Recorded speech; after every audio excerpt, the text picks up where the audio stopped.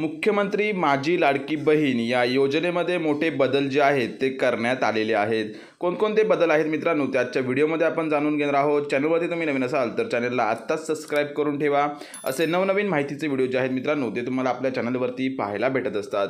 सुरुवातीला तुम्ही इथे पाहू शकता मित्रांनो, सदर योजनेत अर्ज करण्याची मुदत दिनांक 1 जुलै 2024 ते 15 जुलै 2024 पर्यंत ठेवण्यात आलेली होती आणि यामध्ये आता सुधारणा करण्यात येत असून आता सदर मुदत जी आहे मित्रांनो ती 2 महिने ठेवण्यात आलेली असून यामध्ये मित्रांनो 31 ऑगस्ट 2024 पर्यंत लाभार्थी महिलांना अर्ज करता येणार आहे।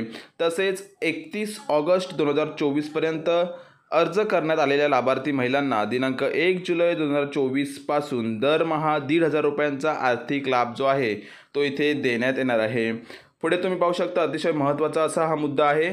या योजनेच्या पात्रतेमध्ये अधिवास प्रमाणपत्र आवश्यक असल्याचे नमूद करण्यात आले होते, परंतु आता लाभार्थी महिलेकडे अधिवास प्रमाणपत्र उपलब्ध नसेल तर त्याऐवजी 15 वर्षापूर्वीचे एक म्हणजे रेशन कार्ड, दुसरं मतदार ओळखपत्र, तिसरं शाळा सोडलेल्याचे प्रमाणपत्र, चौथं जन्मदाखला या चारापैकी कोणतेही ओळखपत्र किंवा प्रमाणपत्र जे आहे मित्रांनो ते आता ग्राह्य धरण्यात येणार आहे।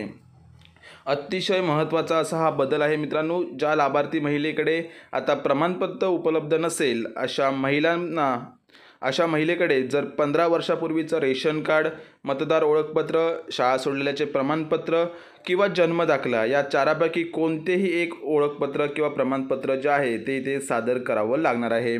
तिसऱ्या क्रमांकाला तुम्ही इथे पाहू शकता, सदर योजनेत 5 एकर शेतीची अट जी आहे ती इथे वगळण्यात आलेली आहे आणि सदर योजनेत लाभार्थी महिलांचा वयोगट जे आहे मित्रांनो ते 21 ते 60 वर्ष वयोगटाऐवजी 21 ते 65 वर्ष वयोगटापर्यंत करण्यात आलेला आहे।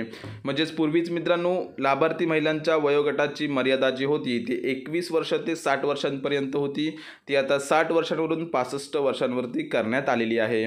5व्या क्रमांकाला तुम्ही इथे पाहू शकता, परराज्यात जन्म झालेल्या महिलांनी महाराष्ट्रातील अधिवास असणाऱ्या पुरुषाबरोबर विवाह केला तर अशा बाबतीत त्यांच्या पतीचे जन्मदाखला, शाळा सोडलेल्याचे प्रमाणपत्र किंवा अधिवास प्रमाणपत्र जे आहे मित्रांनो ते ग्राह्य धरण्यात येणार आहे।